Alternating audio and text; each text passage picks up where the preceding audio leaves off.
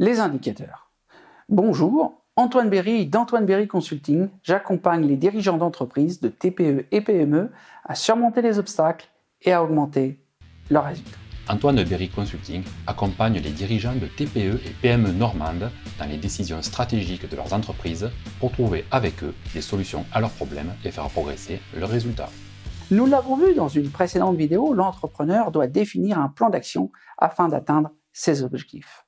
Je rappelle que ces objectifs doivent être quantifiés et datés. Il ne suffit pas d'avoir un plan pour arriver quelque part. Il faut le compléter par l'action, l'évaluation et la correction.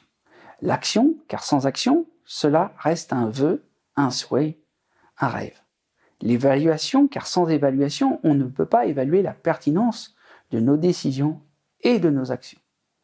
Nos décisions et actions peuvent nous éloigner de notre objectif au lieu de nous en rapprocher. Par exemple, de fausses croyances. La correction pour ajuster les actions. Si nous percevons lors de l'évaluation des écarts avec la trajectoire, pour atteindre nos objectifs, nous devons procéder à des ajustements. On ne peut pas faire progresser ce que nous ne mesurons pas. Autrement dit, on ne fait progresser que ce que l'on mesure. Pour cela, le chef d'entreprise doit mettre en place des indicateurs, c'est-à-dire un nombre de valeurs qu'il surveille afin de déterminer si tout se passe bien et s'il est sur la bonne voie pour atteindre ses objectifs. Ces indicateurs sont regroupés dans ce que l'on appelle un tableau de bord. Pour définir ces indicateurs, le chef d'entreprise doit déterminer ce qui fait sens pour son entreprise et pour ses objectifs. La tentation est grande de mettre des indicateurs sur tout.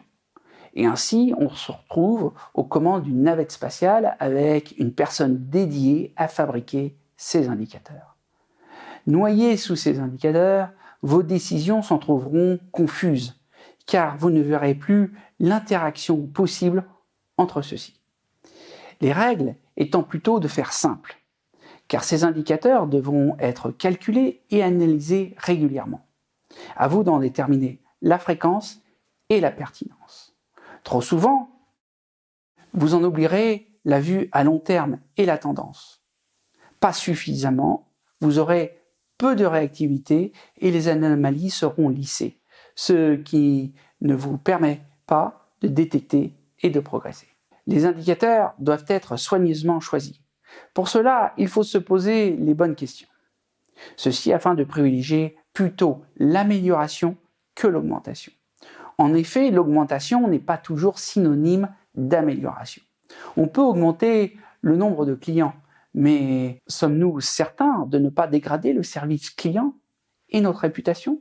Nous pouvons augmenter le chiffre d'affaires, mais maintenons-nous notre taux de marge. Attention aux indicateurs qui ne sont pas corrélés aux autres. Par exemple, les stocks augmentent. Cela ne veut rien dire dans l'absolu.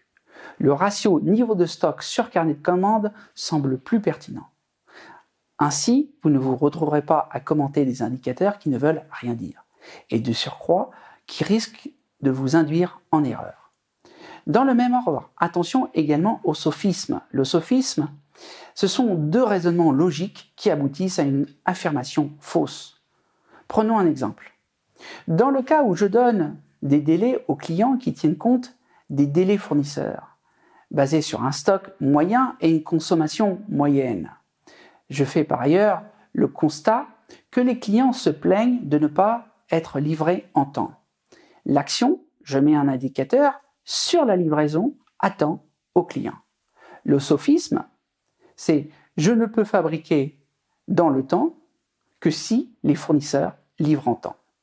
Réaction, je mets un indicateur sur les livraisons à l'heure des fournisseurs.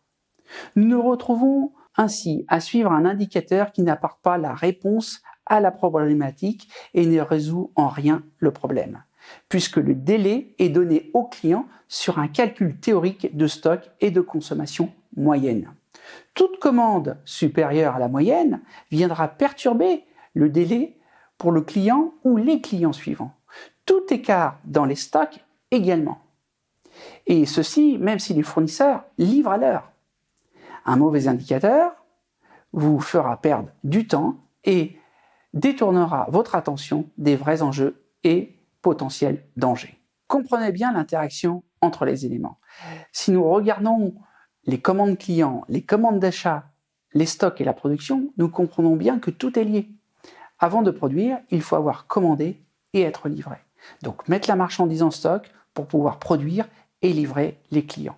Le pic d'activité est donc décalé dans le temps, dans chaque service, l'un étant la conséquence de l'autre. Se concentrer sur la fluctuation du niveau de stock nous fait perdre le lien essentiel sur le pourquoi de cette fluctuation de stock. En conclusion, avoir un tableau de bord, c'est surveiller que tout fonctionne bien. Avoir des indicateurs, c'est surveiller les bonnes choses afin de ne pas avoir de mauvaises surprises et de faire progresser votre organisation pour atteindre vos objectifs.